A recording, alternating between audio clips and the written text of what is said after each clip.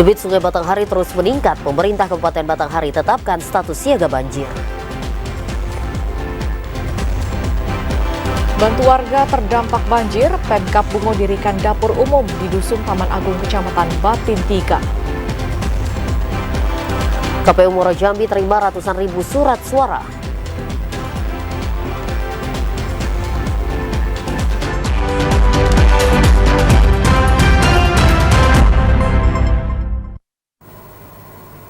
Assalamualaikum warahmatullahi wabarakatuh. Terima kasih saudara Anda masih setia menyaksikan Jambi hari ini, edisi Jumat 5 Januari 2024. Ya, selain 3 topik utama tadi, tim redaksi kami juga telah menyiapkan sejumlah informasi penting dan menarik lainnya untuk Anda. Bersama saya, Septinita. Dan saya Cynthia Permana, inilah Jambi hari ini selengkapnya.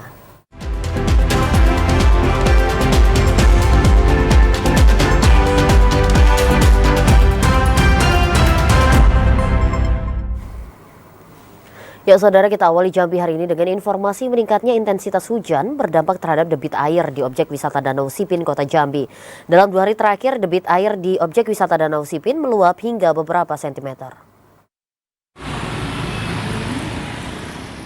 Akses jalan di objek wisata Danau Sipin, Kota Jambi terendam banjir. Banjir yang terjadi sejak 2 hari terakhir disebabkan tingginya intensitas curah hujan di Provinsi Jambi dalam beberapa hari terakhir. Nakoda Kapal Hias Asnawi mengatakan, sejak 2 hari terakhir debit air di Danau Sipin terus meningkat, sehingga mengakibatkan air meluap hingga ke akses jalan. Meski air meluap hingga ke akses jalan, namun objek wisata Danau Sipin tetap ramai dikunjungi oleh para wisatawan. Salah satunya memanfaatkan perahu nelayan untuk menyeberangi Danau Sipin. Ini kalau yang tenggelam jalannya lah baru 2 hari baru. Baru 2 hari ini. Ya. Oh. Penyebabnya apa nih Pak bisa naik ini Pak? Penyebabnya jalan di ujung kampung ini agak tenggelam. Kalau di bagian hulunya dah. Meningkatnya debit air Danau Sipin harus diwaspadai oleh para wisatawan yang berkunjung. Para wisatawan diimbau untuk lebih berhati-hati saat berada di area Danau Sipin, terutama dalam memanfaatkan wahana air. Ashar TVRI Jambi melaporkan.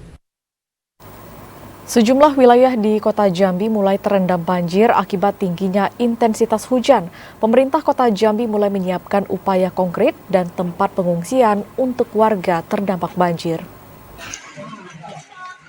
Sejumlah wilayah di Kota Jambi mulai terdampak banjir akibat tingginya intensitas hujan. Salah satunya di Kecamatan Pelayangan, Kelurahan Tahituliaman, seberang Kota Jambi. Ratusan rumah warga di kawasan tersebut mulai terendam banjir akibat meluapnya Sungai Batanghari. Dampak banjir menyebabkan warga terpaksa beraktivitas menggunakan sampan atau perahu. Penjabat Wali Kota Jambi, Sri Purwaningsih mengatakan pihaknya akan menyiapkan upaya konkret dalam penanganan bencana banjir. Salah satunya menyiapkan tempat evakuasi atau pengungsian bagi warga yang terdampak banjir. Selain itu pihaknya juga akan memberikan bantuan kepada masyarakat yang terdampak, sehingga kebutuhan masyarakat tetap terpenuhi dengan baik. Kita sudah siap-siap antisipasi manakala nanti seminggu 2 minggu siapa tahu air di bantaran Sungai Batanghari di Kecamatan Pelayangan ini juga akan naik, maka kami ngecek di mana lokasi-lokasi nanti untuk untuk evakuasi, tempat pengungsian dan yang lain-lainnya, dan bahkan sudah juga diantisipasi, diperhitungkan berapa kebutuhan warga nanti manakala ada banjir yang masuk ke siaga 1. Sri Purwaningsih menambahkan Pemkot Jambi akan melakukan rapat bersama dengan unsur terkait sehingga persoalan banjir dapat diatasi dengan baik. Saat ini Kota Jambi sudah masuk level siaga 3 bencana banjir. Joko TVRI Jambi melaporkan. Sementara itu saudara, debit air Sungai Batanghari saat ini terus mengalami peningkatan signifikan. Bahkan sejumlah kecamatan mulai terendam banjir. Kondisi ini membuat pemerintah Kabupaten Batanghari menetapkan status siaga banjir. Semakin meningkatnya aliran air Sungai Batanghari membuat Pemkab Batanghari menetapkan status siaga banjir. Penetapan status itu disepakati bersama dalam rapat koordinasi antara BPBD bersama stakeholder terkait pada Kamis siang kemarin. Kepala Pelaksana BPBD Batanghari, Baby Andihara mengatakan, upaya ini merupakan antisipasi dini dalam menghadapi ancaman banjir yang saat ini mulai berdampak terhadap warga di 4 kecamatan. Dari hasil pantauan alat pengukur ketinggian air atau APK, ketinggian air telah mencapai 343 cm. Peningkatan air sungai diprediksi akan terus terjadi, mengingat di beberapa daerah di hulu sungai masih mengalami banjir seperti Kerinci, Bungo, dan Tebo. Saat ini masih status siaga. Jadi kalau meningkat air lebih daripada 1 meter, maka kita laksanakan kenaikan tanggap darurat banjir. Kecamatan yang sudah terdampak oleh banjir ini ada 3 untuk saat ini. Tetapi laporan kemarin sudah jadi 4. Ada mulai dari Morsbo Ulu, Mersam, Tembesi, nah terakhir di Pemayung. PMK Batanghari akan terus memantau ketinggian muka air apabila luapan sungai makin meluas. Upaya pendirian posko bencana akan dilakukan di wilayah terdampak banjir. Ade Juniawan, TVRI Jambi melaporkan. Kembali direndam banjir, pemerintah Kabupaten Bungo memperpanjang masa tanggap darurat bencana selama 14 hari ke depan. Kebijakan itu berdasarkan banjir yang kembali menggenangi ratusan rumah warga di beberapa kecamatan. Pemerintah Kabupaten Bungo kembali memperpanjang status tanggap darurat bencana banjir dan tanah longsor hingga 14 hari ke depan. Kebijakan ini diambil berdasarkan banjir yang sempat surut dalam beberapa hari, lalu kembali menggenangi ratusan rumah warga di beberapa kecamatan dalam wilayah Kabupaten Bungo. Bupati Bungo Masuri mengatakan menyikapi banjir yang kembali merendam ratusan rumah warga di beberapa kecamatan, membuat Pemkab Bungo memperpanjang status tanggap darurat bencana selama 14 hari ke depan. Selain itu, perpanjangan status tanggap darurat itu juga berdasarkan masih tingginya intensitas hujan yang diprediksi masih akan terjadi dalam beberapa pekan mendatang. Tanggap darurat kita yang pertama kita selesaikan sampai tanggal 29. Melihat kondisi beberapa hari, nah itu cukup aman, ternyata tidak aman. Jadi insya Allah tanggap darurat ini beberapa hari ini akan kita perpanjang kembali. Untuk membantu warga yang terdampak banjir, Pemkab Bungo telah membuka dapur umum dan memberikan bantuan kepada para korban. Beberapa kecamatan yang kembali terendam banjir yakni Kecamatan Tanah Sepenggal, Batin 3, dan Kecamatan Pasar Muar Bungo. Sementara dusun yang terdampak banjir yakni Dusun Purwobakti, Taman Agung, Air Gemuruh, Kelurahan Jaya Setia, dan Kelurahan Tanjung Gedang. Muhriandi, TVRI Jambi melaporkan. Banjir kembali merendam ratusan rumah di beberapa kecamatan dalam wilayah Kabupaten Bungo. Untuk membantu warga terdampak banjir, pemerintah Kabupaten Bungo mendirikan dapur umum di Dusun Taman Agung, Kecamatan Batin 3. Untuk membantu warga terdampak banjir, pemerintah Kabupaten Bungo melalui Dinas Sosial dan BPBD Bungo mendirikan dapur umum di Dusun Taman Agung, Kecamatan Batin 3. Dipilihnya lokasi itu karena tempatnya dinilai cukup strategis untuk membuka dapur umum dan mendirikan tenda darurat. Bupati Bungo Masuri mengatakan banjir yang merendam ratusan rumah warga di beberapa kecamatan membuat warga kesulitan untuk mendapatkan makanan. Makanan yang telah dimasak disalurkan ke rumah-rumah warga yang didistribusikan melalui daturio atau kepala kampung. Kita buat dapur umum, nanti dapur umum ini bisa menyuplai makanan bagi masyarakat kita yang terdampak banjir ini yang di sekitar, mungkin sampai ke di Kecamatan Batin 3 ini. Kemudian kami juga himbau kepada masyarakat kami melihat cuaca sekarang potensi hujannya masih cukup besar. Keadaan sekarang mendung, kami juga himbau kepada masyarakat kita untuk tetap waspada. Masuri menambahkan dapur umum ini didirikan selama masa tanggap darurat berlaku. Dapur umum ini tak hanya mengerahkan tim tagana, namun juga anggota PMI, Dharma Wanita Kabupaten Tebo, serta relawan lainnya. Jumlah makanan siap makan atau nasi bungkus yang disediakan dalam satu hari mencapai 2.500 bungkus untuk makan pagi, siang, dan makan malam. Selama status tanggap bencana, Pemkab Bungo akan terus memberikan pelayanan kesehatan bagi warga yang terdampak banjir di posko kesehatan. Muhriandi, TVRI Jambi melaporkan.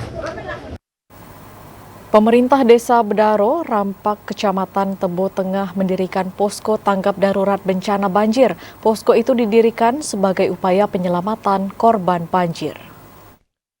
Bencana banjir yang terjadi di wilayah Kabupaten Tebo terus meluas, bahkan hampir seluruh desa di sepanjang aliran Sungai Batanghari terdampak banjir. Sebagai upaya penyelamatan terhadap seluruh korban banjir, pemerintah Kabupaten Tebo telah mendirikan posko penyelamatan korban banjir.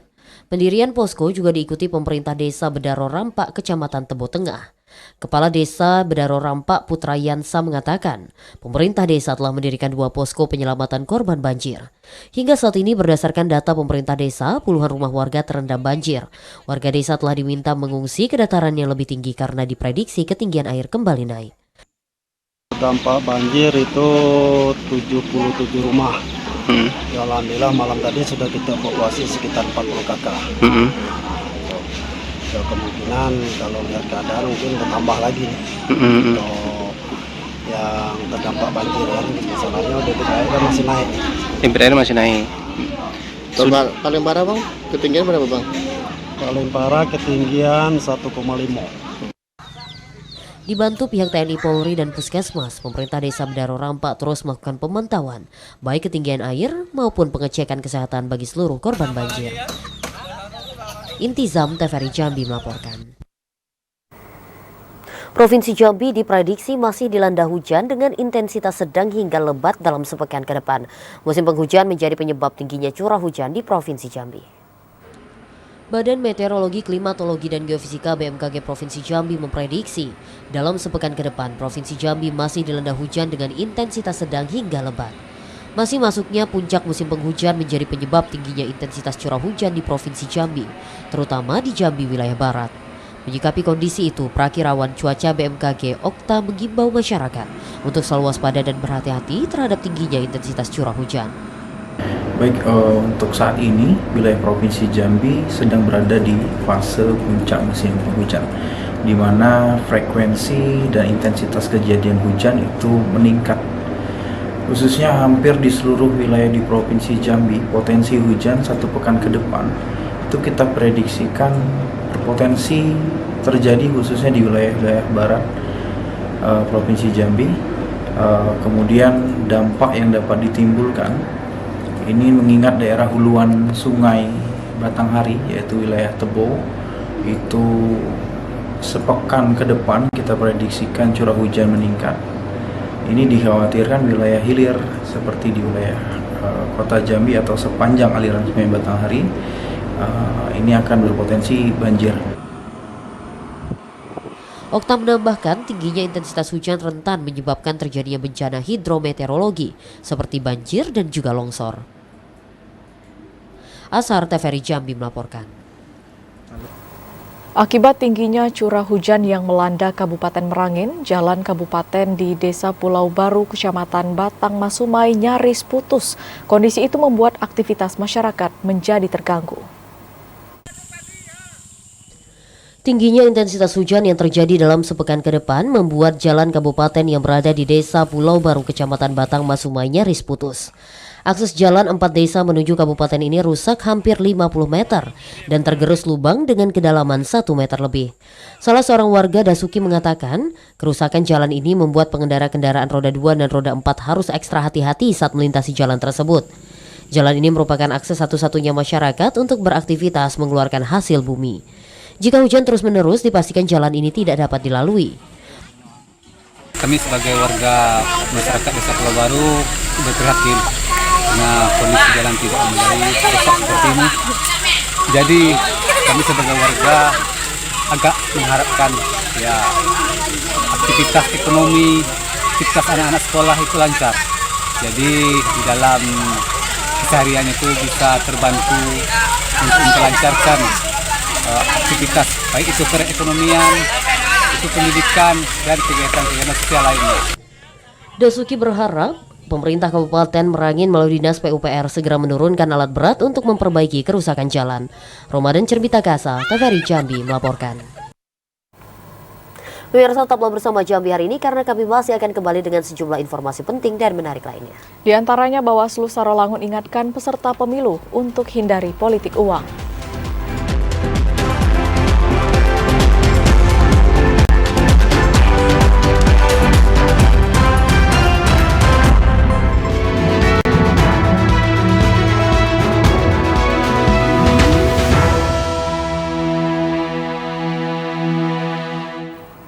Terima kasih pemirsa, Anda masih menyaksikan Jambi hari ini dalam segmen menuju pemilu 2024. Ratusan ribu surat suara kembali diterima oleh KPU Muaro Jambi. Surat suara yang diterima kali ini merupakan surat suara legislatif baik DPRD Provinsi dan Kabupaten. KPU Kabupaten Muaro Jambi kembali menerima lembaran surat suara dari pihak percetakan. Surat suara yang diterima langsung ditempatkan di gedung KPU Muaro Jambi sebelum dilakukan penyortiran dan pelipatan. Ketua KPU Al-Mutakin mengatakan surat suara yang diterima pada Jumat pagi tadi merupakan surat suara legislatif tingkat DPRD Provinsi dan Kabupaten. Untuk surat suara DPRD Provinsi berjumlah 320.796. Sementara surat suara DPRD Kabupaten yang baru diterima hanya untuk 3 dapil. Di antaranya dapil 1 berjumlah 64.366 lembar, dapil 2 66.981 dan dapil 3 55.950 surat suara. Secara keseluruhan surat suara DPRD Kabupaten yang diterima baru 187.297 lembar. Masih ada kekurangan 133.499 surat suara untuk dapil 4 berjumlah 80.485 dan dapil 5 53.014 surat suara. Dapil 4, dapil 5 kebetulan ke bawah ke Tanjung Timur, tapi kita sudah koordinasi dengan KPU dan Bawaslu Tanjung Timur. Nanti kita jemput di perbatasan, mereka antar di perbatasan untuk kita lokasi. Ratusan ribu surat suara yang diterima KPU Muaro Jambi merupakan kiriman dari percetakan yang ada di Provinsi Sumatera Selatan. Selain surat suara, KPU juga telah menerima kotak suara, bilik suara, dan logistik kelengkapan lainnya untuk TPS. Azam Afnan, TVRI Jambi melaporkan. Pemerintah Provinsi Jambi masih menunggu laporan resmi dari Bawaslu terkait adanya dugaan ASN di lingkup pemerintah Provinsi Jambi yang ikut berpolitik praktis. Pemprov Jambi sangat menyayangkan dugaan ketidaknetralan ASN dalam politik praktis. Menyikapi adanya dugaan ASN di lingkup pemerintah Provinsi Jambi yang tidak netral atau ikut berpolitik praktis, Pemprov Jambi hingga saat ini masih menunggu laporan resmi dari Bawaslu terkait dugaan ketidaknetralan tersebut. Sekretaris Daerah Provinsi Jambi Sudirman mengatakan, Pemprov Jambi melalui Kepala OPD yang bersangkutan telah meminta adanya sanksi berupa teguran terhadap perilaku ASN tersebut. Sudirman sangat menyayangkan kejadian tersebut dan minta hal serupa tidak kembali dilakukan oleh seluruh ASN di lingkup pemerintah Provinsi Jambi. Penekanan netralitas ASN sangat penting untuk menjamin pelaksanaan pemilu serentak tahun 2024 dapat terselenggara dengan jujur dan adil. ASN yang tak netral dapat diancam dengan sanksi berat sesuai dengan aturan undang-undangan yang berlaku. Jadi laporan tertulis yang ke kami belum sampai, ya, tetapi lisan sudah sampai. Saya sudah langsung arahkan kepada Kepala OPD-nya untuk mengambil langkah, berikan yang bersangkutan sanksi, teguran tertulis atau seperti apa, atau rasa tidak puas segala macam ya. Nah, terkait dengan laporan yang masuk ke Bawaslu, itu menjadi domain Bawaslu ya untuk menindaklanjuti, dan itu pun akan sampai biasanya karena penjatuhan sanksi kepada ASN itu setelah kita memperoleh laporan ya, masukan dari Bawaslu. Untuk penjatuhan sanksi bagi ASN yang diduga terlibat politik praktis pada pemilu serentak 2024 akan ditindaklanjuti pemerintah Provinsi Jambi setelah adanya laporan resmi dari Bawaslu. Randy Arta, TVRI Jambi melaporkan. Bawaslu Kabupaten Sarolangun sudah mengingatkan secara lisan dan tulisan kepada semua peserta pemilu partai politik dan caleg untuk menghindari politik uang. Pelaksanaan pemilu hari Rabu tanggal 14 Februari 2024 semakin dekat. Aktivitas peserta pemilu mulai dari partai politik makin meningkat untuk meraup suara di daerah pemilihan dan basis masing-masing. Kondisi ini sangat rentan terjadinya pelanggaran dan kecurangan. Ketua Bawaslu Kabupaten Sarolangun Mudrika mengatakan pihaknya sudah mengingatkan peserta pemilu di Kabupaten Sarolangun dilarang keras melakukan praktik politik uang. Jika ditemukan adanya pelanggaran, pihaknya akan melakukan tindakan tegas. Mudrika menjelaskan selain peserta pemilu 2024, pihaknya memastikan akan memberikan sanksi yang berat jika ada penyelenggara pemilu di tingkat kecamatan dan desa yang bermain-main dan membiarkan adanya dugaan politik uang.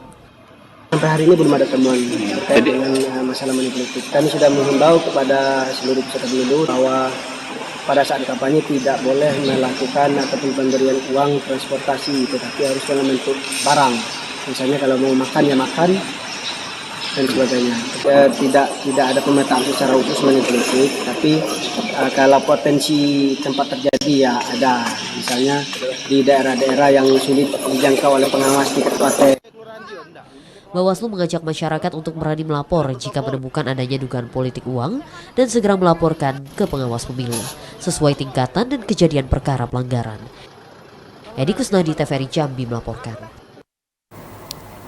KPU Sarolangun menargetkan tahapan penyortiran dan pelipatan surat suara rampung dalam 5 hari kerja. Surat suara itu terdiri dari surat suara DPRD Sarolangun di 4 daerah pemilihan dan surat suara DPRD Provinsi Jambi daerah pemilihan Sarolangun, Merangin.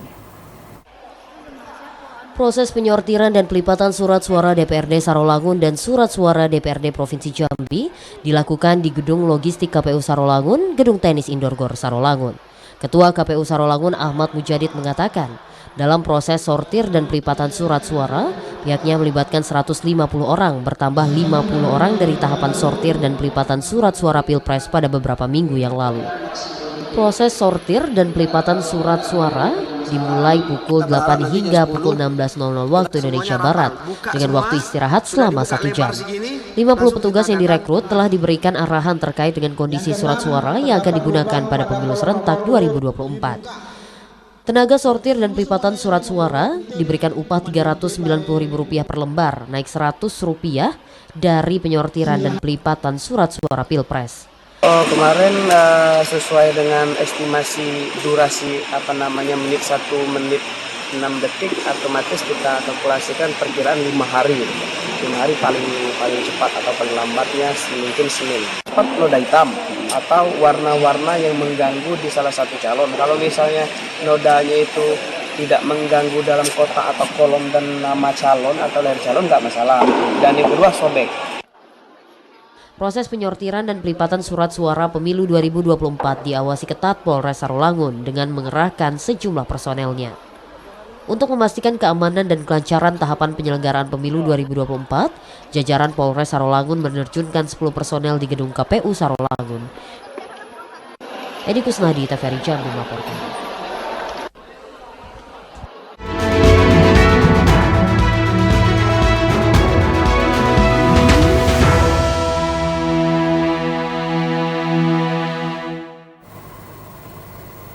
Saudara, Yayasan Jami Al-Falah resmi berganti nama menjadi Yayasan Jami Al-Falah Haji Maskun Sofwan. Informasi selengkapnya akan kami hadirkan usai jeda dalam segmen advertorial. Tetaplah bersama kami.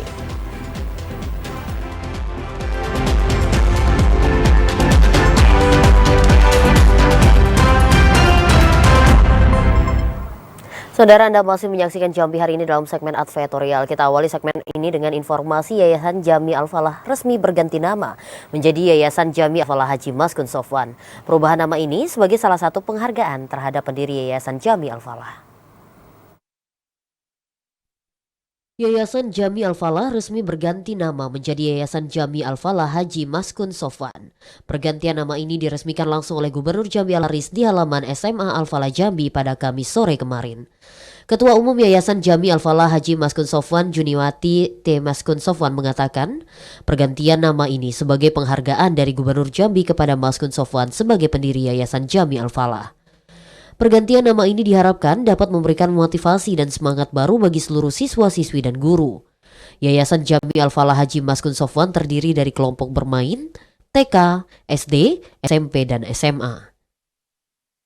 Yayasan ini kan sudah berdiri sejak 1988 dengan Yayasan Jami Al-Falah Jambi. Nah, atas saran dari Bapak Gubernur untuk mengenang jasa-jasa Bapak Haji Maskun Sofwan yang mendirikan yayasan ini waktu itu di tahun 1988 itu eksis sudah bagus ya, dari mulai hanya murid 79 sekarang ada 2007. Dengan ada namanya dirubah atau ditambah Yayasan Jami Al-Falah Haji Maskun Sofwan,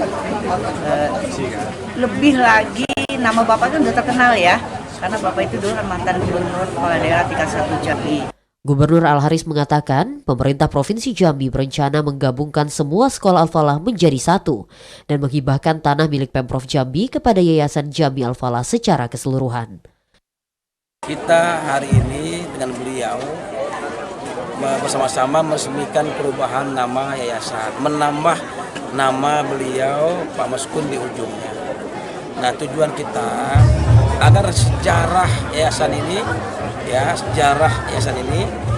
ada beliau di situ. Ya, dan ini juga agar ini menjadi sejarah juga bagi anak-anak yang tamat di sini. Al-Haris berharap pergantian nama Yayasan Jambi Al-Falah dapat melahirkan generasi bangsa yang cerdas dan berkualitas. Joko TVRI Jambi melaporkan. Pemerintah Kabupaten Tebo menggelar hiburan rakyat dengan mendatangkan artis ibu kota. Hiburan rakyat itu digelar dalam rangka memperingati HUT ke-67 Provinsi Jambi dan Tahun Baru 2024. Bertempat di Stadion Sri Maharaja Batu Kabupaten Tebo, Pemkab Tebo menggelar malam hiburan rakyat. Malam hiburan rakyat yang mendatangkan artis ibu kota berlangsung meriah. Sorak-sorai suara penonton terdengar ketika Restu, anak dari mantan vokalis ST12, menyanyikan lagu yang dinyanyikannya. Menggunakan pakaian warna putih, Restu, sapaan akrabnya, tak hanya sukses memukau ribuan penonton. Namun PJ Bupati Kabupaten Tebo Aspan juga larut dan ikut naik panggung serta bernyanyi bersama Restu. PJ Bupati Tebo Aspan mengatakan kegiatan ini diselenggarakan dalam rangka menyambut HUT ke-67 Provinsi Jambi dan Tahun Baru 2024. Di hari jadinya ke-67 tahun, pemerintah Provinsi Jambi diharapkan dapat terus mengayomi pemerintah kabupaten kota. Pembangunan yang merata dan berkeadilan menjadi harapan seluruh masyarakat di Provinsi Jambi. Tak hanya menampilkan artis ibu kota, malam hiburan rakyat itu juga diisi dengan penampilan band lokal.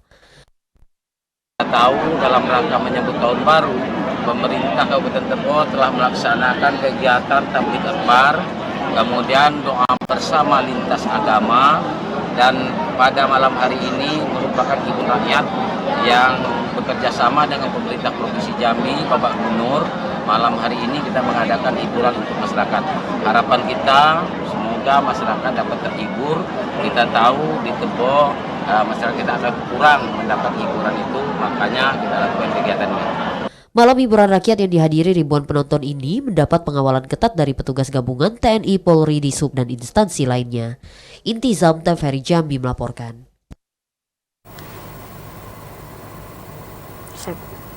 Usai jeda kami akan kembali dengan sejumlah informasi penting dan menarik lainnya. Di antaranya kasus penelantaran jemaah umroh Direktur PT MSI Tour kembali mangkir dari panggilan polisi.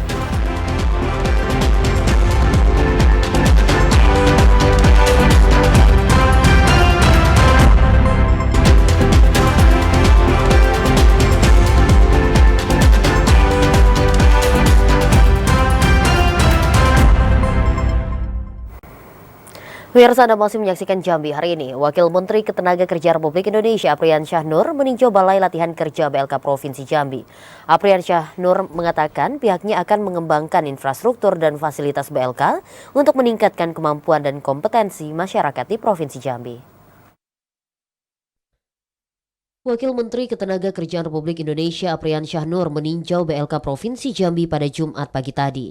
Dalam kunjungannya, Apriansyah Nur menyempatkan diri untuk melihat seluruh pembangunan dan renovasi gedung BLK. Apriansyah Nur mengatakan pihaknya akan terus mengembangkan infrastruktur dan fasilitas di BLK Provinsi Jambi. Pengembangan itu sebagai tindak lanjut setelah penyerahan aset BLK Provinsi Jambi ke Kementerian Tenaga Kerja pada Januari 2023. Kemenaker Republik Indonesia akan bertanggung jawab penuh atas pengelolaan BLK, sehingga BLK dapat melahirkan sumber daya manusia yang berkualitas dan siap kerja. Sekarang ini prosesnya sedang berjalan, memang pembangunan belum ya Pak ya. Cuman rehab untuk pelatihan-pelatihan kejuruan sedang dilakukan, dan mudah-mudahan ada beberapa jurusan atau kejuruan yang akan dibuat di sini, dan Kementerian Tenaga Kerja yang bertanggung jawab terhadap program-program tersebut. Aset BLK Provinsi Jambi yang diserahkan ke Kementerian Tenaga Kerja mencakup tanah, gedung, dan aset lainnya. Nantinya infrastruktur BLK Provinsi Jambi akan dibenahi dengan standar nasional. Joko TVRI Jambi melaporkan. Pemerintah Provinsi Jambi mengklaim fluktuasi inflasi selama tahun 2023 terkendali. Hal itu berdasarkan perhitungan rata-rata inflasi dari Januari hingga Desember 2023 yang berada di angka 3,22%.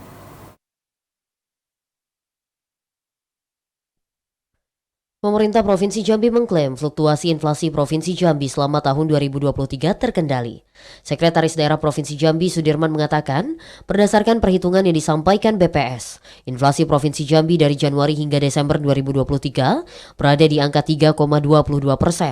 Angka itu masuk dalam kondisi baik sesuai dengan target dari Bank Indonesia yang menetapkan rata-rata inflasi sepanjang tahun 2023 berada di kisaran 31% atau di antara 2 hingga 4%. Sementara untuk angka inflasi pada Desember 2023, Provinsi Jambi mencatat inflasi di angka 0,5%.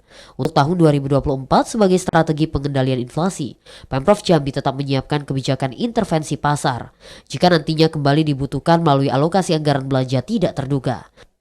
Namun sebelum menggulirkan kebijakan tersebut, pemerintah kabupaten kota akan terlebih dahulu didorong secara aktif untuk terlibat dalam pengendalian inflasi di daerahnya masing-masing. Kita total inflasi, kalau inflasi Desember sekitar 0,2an seperti itu ya, 0,2, 0,3 lah. Tapi secara keseluruhan inflasi kita sampai dengan dari Januari sampai dengan Desember 2023 itu di posisi 3,22. Kalau merujuk pada target BI ya Bank Indonesia, itu inflasi kita itu 3 plus minus 1. Artinya antara 2 sampai dengan 4% inflasi kita dalam tahun 2023. Untuk perhitungan inflasi pada tahun 2024, selain Kota Jambi dan Bungo, Kabupaten Kerinci masuk menjadi daerah ketiga yang menjadi acuan perhitungan inflasi di Provinsi Jambi. Randy Arta, TVRI Jambi melaporkan. Pimpinan Direktur Utama PT Miftah Safari Internusa MSI Tour kembali mangkir dari panggilan ketiga penyidik polisi. Penyidik menilai Direktur PT MSI tidak kooperatif dan akan ada upaya penjemputan paksa. Pimpinan Direktur Utama PT MSI Tour Muftahuddin kembali tidak memenuhi panggilan penyidik Subdit 1 Kamnek Ditreskrimum Polda Jambi pada Kamis sore kemarin. Muftahuddin sudah 3 kali dijadwalkan untuk dimintai keterangan terkait laporan kasus 42 jemaah umroh asal Jambi yang terlantar di Jeddah beberapa waktu lalu. Direktur Reserse Kriminal Umum Ditreskrimum Polda Jambi, Kombes Pol Andri Ananta Yudhistira mengatakan, hingga Kamis petang Direktur PT MSI Tour tanpa kabar mangkir dari pemeriksaan. Pihaknya menyimpulkan pimpinan Direktur PT MSI Tour Miftahuddin tidak kooperatif. Polisi akan kembali melayangkan surat panggilan dan menjemput paksa terlapor jika masih mangkir pada pemanggilan selanjutnya. Polisi akan menaikkan status perkara dari penyelidikan ke penyidikan. Sebelumnya 42 jemaah umroh asal Jambi mengalami penundaan pemulangan dari Jeddah ke Provinsi Jambi hingga 18 hari. Penundaan pemulangan ini dikarenakan pemilik travel perjalanan ibadah umroh PT MSI di Jepara tidak memiliki tiket pulang ke Indonesia. Mereka akhirnya dapat dipulangkan setelah agen PT MSI Jambi Nur Habibullah mengupayakan jemaah umroh pulang ke tanah air dengan pembelian tiket kepulangan menggunakan dana pribadi. Ari Haryono, TVRI Jambi melaporkan. Sabu seberat 3,3 kg jaringan Aceh Jambi dimusnahkan di Mapolres Tanjung Jabung Timur. Barang haram tersebut merupakan sitaan pada akhir tahun 2023. Polres Tanjung Jabung Timur memusnahkan narkoba jenis sabu seberat 3,3 kg. Barang haram tersebut merupakan hasil sitaan dari satu tersangka kasus penyalahgunaan narkoba. Barang haram itu diketahui sindikat jaringan Aceh Jambi yang tengah menjadi pembicaraan publik. Wakapolres Tanjung Jabung Timur, Kompol Nofrizal mengatakan, barang haram itu didapat dari tersangka M. Nasir, warga Birun, Provinsi Nangro Aceh Darussalam pada 26 Desember 2023. Barang bukti itu dimusnahkan dengan cara dimasukkan ke dalam ember dan dicampur dengan sabun deterjen cair. Barang bukti 3 kg sabu ditaksir bernilai 4,4 miliar rupiah. Atas perbuatannya, tersangka akan dijerat dengan pasal 114 ayat 2 dan pasal 112 ayat 2 Undang-Undang Nomor 35 Tahun 2009 tentang narkotika. Tersangka terancam hukuman penjara 6 hingga 20 tahun atau hukuman penjara maksimal seumur hidup. Kasus narkoba yang dilaksanakan oleh tim Satgas Narkoba Polres Tanjung Jabung Timur melakukan penangkapan pada tanggal 18 Desember 2023. Telah mengungkap satu kasus dengan 1 orang tersangka. Adapun jumlah barang bukti yang sudah diamankan 3 buah plastik warna hijau merek Teh Cina. Dengan adanya pemusnahan ini, Polres Tanjung Jabung Timur akan terus melakukan pengembangan terhadap jaringan narkoba lintas provinsi untuk mencari bandar utama. Kliva Patria, TVRI Jambi melaporkan. Sempat mencapai Rp100.000, harga cabai di Kabupaten Tanjung Jabung Timur turun drastis. Rata-rata harga cabai di sejumlah pasar dalam wilayah Kabupaten Tanjung Jabung Timur berada di angka Rp40 hingga Rp60.000 per kilogram. Harga cabai merah di Pasar Rakyat Kecamatan Muara Sabak Barat, Kabupaten Tanjung Jabung Timur mulai mengalami penurunan. Harga cabai merah yang sebelumnya dijual Rp100.000 per kilogram, kini berkisar di harga Rp40 hingga Rp60.000 per kilogram. Kepala Pasar Rakyat Kecamatan Muara Sabak Barat, Dedi Saputra mengatakan, turunnya harga cabai merah ini disebabkan mulai masuknya musim penghujan dan meningkatnya produksi cabai di Kecamatan Brastagi, Kota Medan, Provinsi Sumatera Utara. Menjelaskan untuk harga cabai pada hari ini bervariasi dari 40 sampai 60.000. Ada penurunan dibandingkan di pasar Selasa kemarin sampai mencapai harga 100.000. Dan menurut keterangan pedagang, karena stok dari Kerinci ataupun dari Medan berkurang. Karena mungkin dikarenakan seperti sekarang ini keadaan di Kerinci terkena bencana banjir. Sementara harga komoditas lainnya seperti bawang merah dan bawang putih masih tinggi. Harga bawang merah di kisaran Rp44.000 per kilogram, bawang putih Rp40.000 per kilogram, dan tomat Rp25.000 per kilogram. Kliva Patria, TVRI Jambi melaporkan. Sejumlah bahan pokok di Kabupaten Batanghari kembali mengalami lonjakan harga. Tren kenaikan terjadi pada komoditi cabai merah keriting. Meski sempat mengalami penurunan harga, saat ini harga cabai merah keriting kembali naik di kisaran Rp60.000 hingga Rp65.000 per kilogram. Kondisi ini turut diikuti harga jual cabai rawit merah yang mencapai Rp90.000 per kilogram. Sementara harga cabai rawit hijau masih stabil mencapai Rp40.000 per kilogram. Kepala Bidang Perdagangan Dinas Perdagangan Koperasi dan UKM Batanghari, Edi Sabara mengatakan, tingginya harga jual sejumlah bahan pokok ini salah satunya dipengaruhi oleh faktor cuaca, serta bencana banjir dan longsor yang terjadi di beberapa daerah seperti Kerinci dan Padang. Umumnya Jambi, Provinsi Jambi sekarang sedang dilanda-landa banjir. Nah, jadi kemungkinan ada barang jalan yang terputus segala macam kan. Jadi sehingga mungkin mempengaruhi masuknya stok barang ke pasar. Edi Sabara meyakini lonjakan harga ini tidak akan berlangsung lama, mengingat secara perlahan pasokan sejumlah bahan pokok di pasaran mulai normal. Adi Juniawan, TVRI Jambi melaporkan. Pemirsa, informasi tadi sekaligus mengakhiri jumpa kita di Jambi hari ini. Terima kasih atas perhatian dan kebersamaan Anda. Saya Cynthia Permana. Dan saya Septinita bersama kerabat kerja yang bertugas pamit undur diri. Wassalamualaikum warahmatullahi wabarakatuh dan sampai jumpa.